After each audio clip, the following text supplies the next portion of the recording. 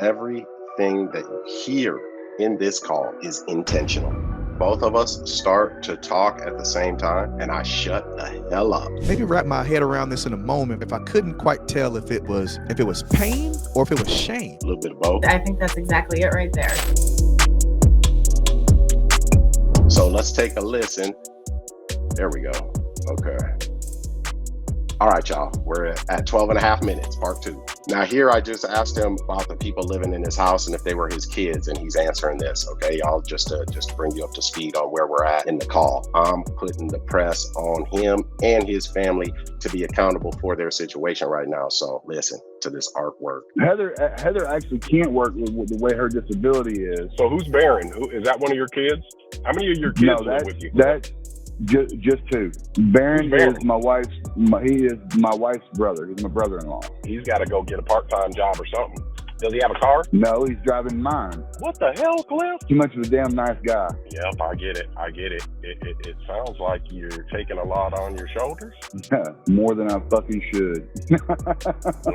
Seems like you got a good reason for saying that. Yeah, but you know, it's something that I'm working on. You know what I mean? I understand. Trust me, man. I get it.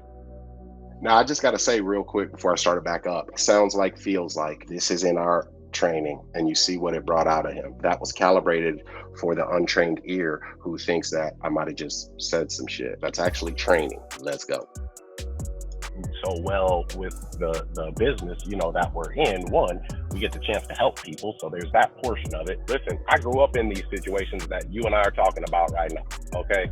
So, you know, I understand, man. I really do. But the thing is now, if we want to change the outcome and the results that we've been getting, we got to change some things, you know, that are going on. And the first is we can change the way we think a little bit now, at least. And I think that there should be some other incomes coming in, man, because it sounds like you would be almost walking a tightrope already with just the first month's rent. Is that crazy? Yeah.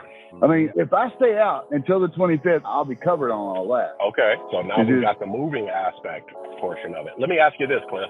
Now, everything in your house, are you saying that you're going to take everything with you? Just got to say real quick, you see how I broke that up into component pieces, one spoonful at a time. So he said the 25th, and then I said, okay, so now we've got the moving aspect of it, breaking it up into component pieces. That's going to get us to our goal. You can take what you want and leave what you don't want now, too. As far as I know, she wants to take every damn thing. Now how'd you and the old missus meet? Let me ask you that real quick. 21 years ago, I just got home from, 22 years ago. I just got home. Can I just say this, guys? I'm sorry that I keep pausing this, but everything that you hear in this call is intentional. I'm getting ready to say some difficult things to him. So I said, let him talk about how he met the missus, because that's going to make him feel good and happy, because they've been together for God knows how long. So let me get him feeling right before I give him the sock in the stomach. So everything's intentional, y'all. In Germany, and I was stationed to Fort Hood, and my car had came in because I had it shipped in from Germany, and I went to pick it up. And my grandfather had taken me over to Dallas to pick it up from Claiborne and everything. And when we got back, he asked what mine and my dad's plans were. Well, we were planning on going to the bar. That's plan number one, right? Yeah. Yeah.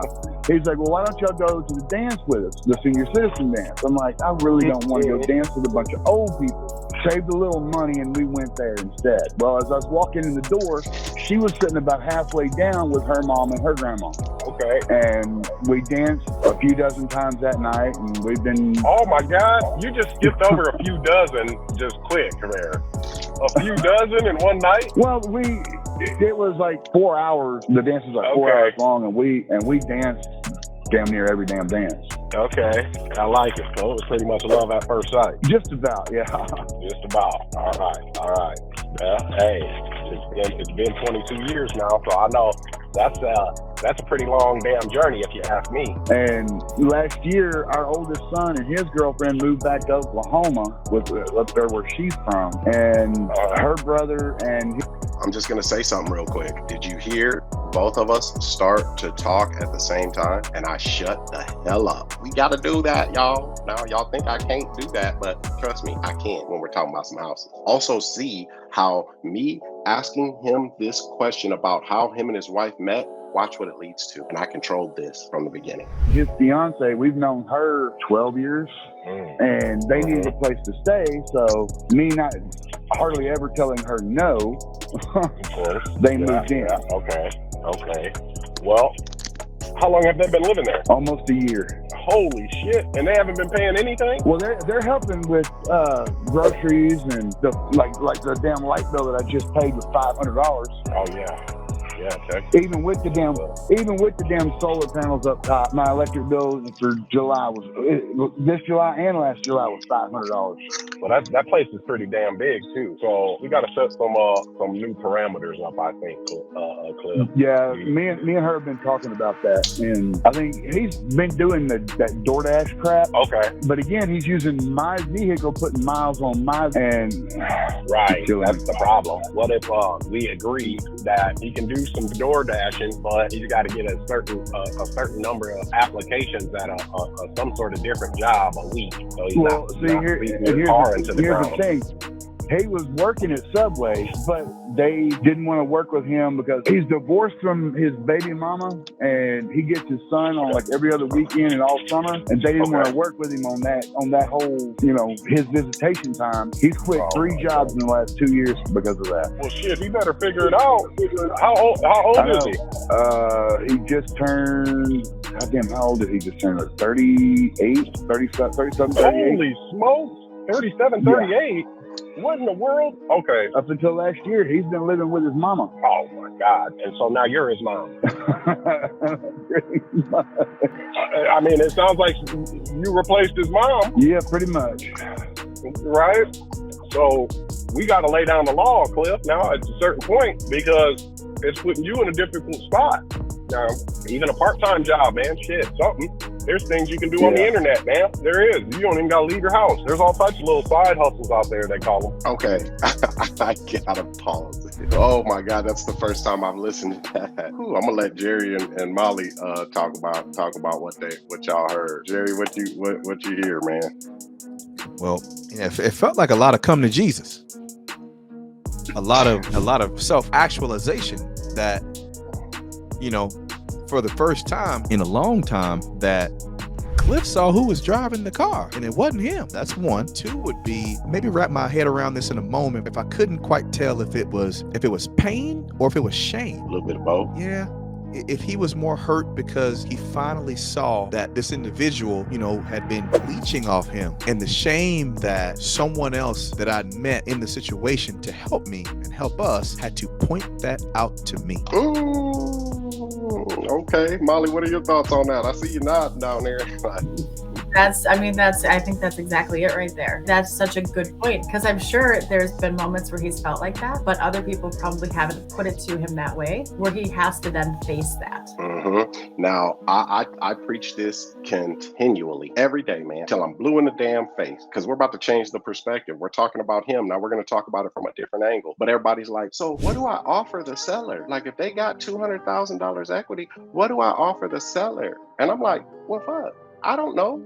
What's their pain? And then what do they want to achieve? So the perspective I want to talk about it from is this, because Jerry mentioned this in his live just the other day, that when he first got involved and when he went through the Become the Bank Challenge, and he was jumping out there trying to get him a house, and he'll tap in with me every once in a while talking about, Gene, I got me one. And I'm like, okay, Jerry, what do you mean here? Did you go give him your seller presentation, or what are you talking about? He's like, well, no, I didn't do that. So Jerry, listening to that call and saying what you just said about how, come to Jesus and you didn't know if it was pain or shame, comparing that now to your early conversations when you were fresh out of the challenge and didn't have me on your ass edging you up to a sharp razor blade, right? You hadn't had that experience all the way yet. Compare the difference, man. It's like jumping off a waterfall. For those in the chat that are going to rewatch this or that are live with us, I need you to know that that's not egregious. It is literally the difference between here and here, with understanding that on a molecular level, when you take a microscope, peel it down and look at it, nothing had prepared me for that, to have that sort of conversation on that level with someone in all my time. Now I can pat myself on the back and say, oh, I was ready. I wasn't. You thought you was. I damn thought I was. You thought you were. I can promise you for that, for sure. Yeah, yeah, over and above. I know I had to reel you back. How were them conversations going though versus what we really do? Man, golly, I mean, world of difference. Gene is jumping out of space, man. Because if you're asking me to go back to the day that I walked up on the house, the property that was 2 miles from where I work, and I was seller presentation ready, I'm excited, I'm off work, I'm letting my buddies know I'm about to go get this deal. I know everything about it. I'm ready. And excuse my French, I got my ignorant ass out there.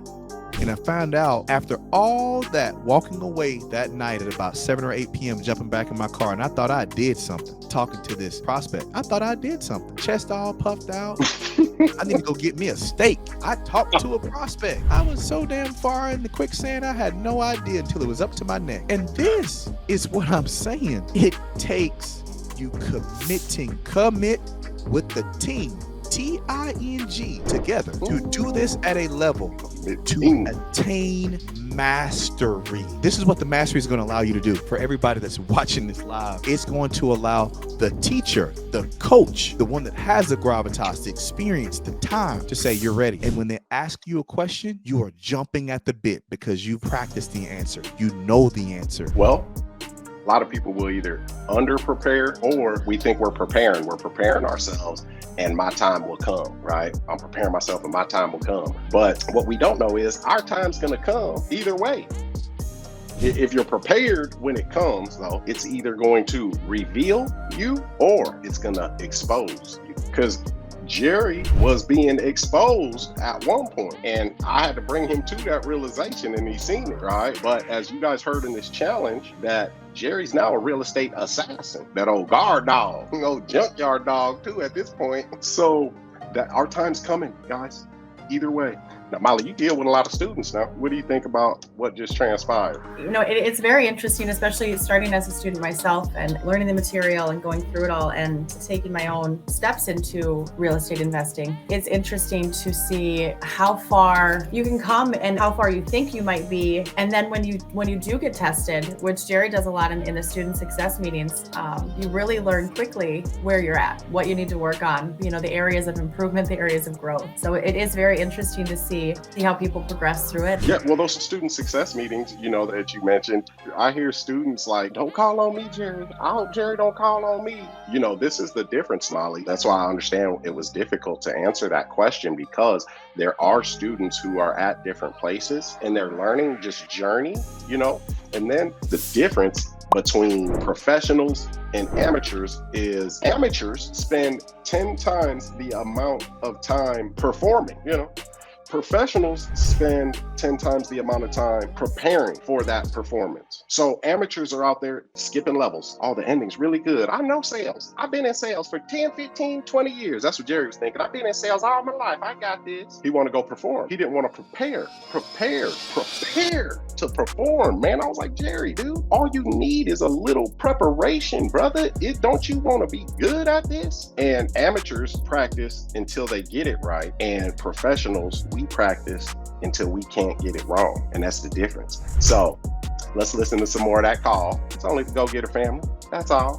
But something's got to be different, man, because there aren't many people out there that are like us, Cliff. You know that from experience. And we worked really, really hard on this, man, and it took a toll on us a little bit. Just because of the situation. But this is the business that we're in, so I'm not complaining. But what I'm saying is if things, you know, don't change on your end, if you don't bump into people like us, the outcome might not be the same.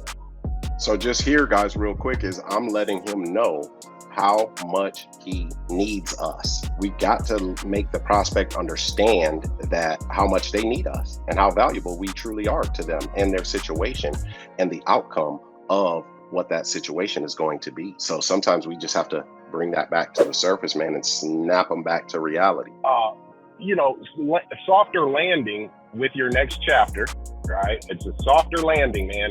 Because trust me, Cliff, and I know you remember the feeling just, last week. We're talking about our big things, but just last week, bigger things to worry about. So now that you have a softer landing, we want you to take full advantage of that because we did work hard to get you there, man. And so we want to see you through the very best that you can. Yeah. You against that? No, I'm not. Yet again, I used what I trained y'all to do, right? When I told him what I told him and I said what I said, I didn't want him to tell me yes. I didn't want to hear yes. I wanted to hear a no that was my yes. So because it's easier, y'all, for people to say, no, I'm not going to do that. No, I don't have time to talk right now. No, I'm not against that. You're right. Boom. So I said everything I said. Then I said, are you against that? Boom. He says, no, let's get it.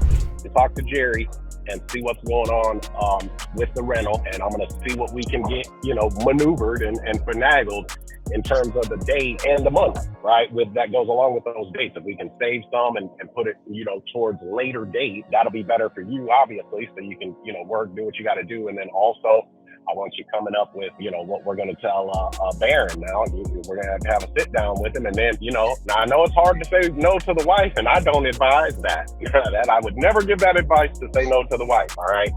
All I'm saying is, if there's some things that can stay, so that, because we got to be thinking in a way of shit, man, we gotta kind of tighten our belts here and, just take what we gotta have and leave what we don't, because that's extra trips, that's extra time, man hours, and space. I just want you to consider that.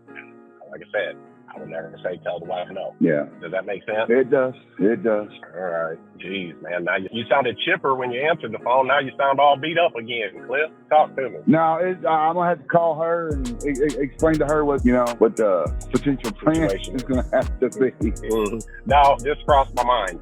Now we can set up like a three-way type of call situation where I'm there as a moderator, kind of talking almost the same as you and I are talking right now in terms of Baron and the people in the house kind of chipping in, and we just kind of got to be a little flexible here so that we can have this softer landing. I feel like with an outside voice kind of saying that, it's like a buffer for you. So it's not like, Cliff, what the hell? I want to keep everything. And, I'm not saying that she does that. I'm just saying that it'll be a little better with a buffer. Yeah. Well, I'll let you know if that's going to be needed. Okay. All right. Hey, just let me know. I'm just saying I'm here for that. So just let me know. Meet with the team at 4:30. Get that stuff taken care of so we can keep it moving on our end. I'm going to meet with them at 5 and figure out the exact details with Jerry here now that I've talked to you, and I'll see what we can do to make it, as easy of a transition as possible. But what you're saying to me now, Cliff, is what you said you would be paid by the 25th? I'm trying to be home by the 25th. That's the earliest that they can get me back home. But my next actual pay where I'm going to make any money will be like the 13th. All right, let me see what I can do with that. And again, I'll talk to Jerry, and then, one of us will be in touch with you and let you know what we come up with.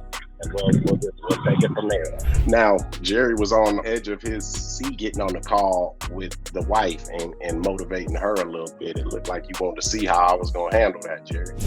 It feels like you received some intuitiveness in regards to why I would even think that, Gene.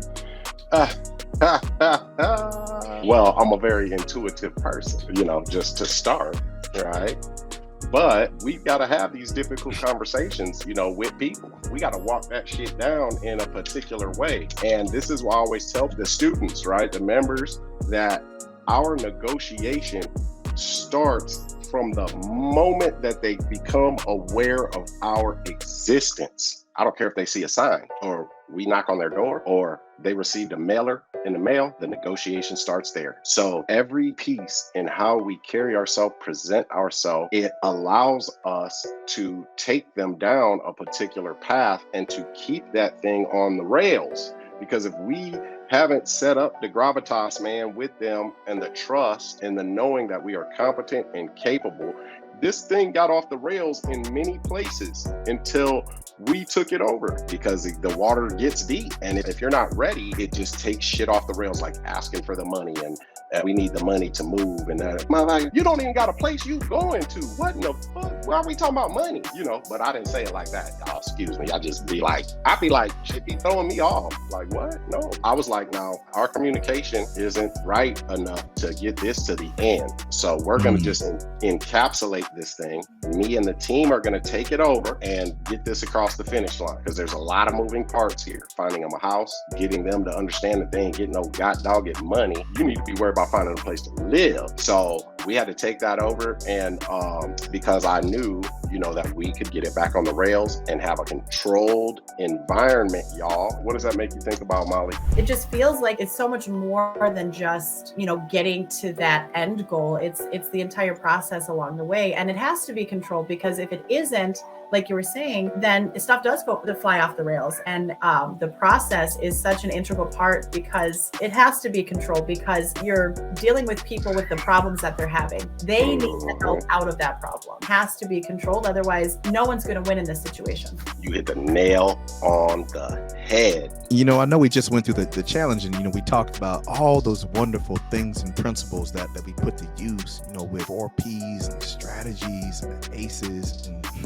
and the C being so important in this one with the credibility and counseling, man, because when we, as you said, had to come in and do all those things, there's every little detail, every little thing. When you talk to the property manager, what do you say? When you end that conversation, what do you record? When you set up that next meeting, for what time, what day? And see, as Gene said, see, this is the breakdown. The breakdown is every little thing that's said, done, ascertained, thought of. Everyone you talk to is negotiation. Everyone. But see, I got to emphasize this part here.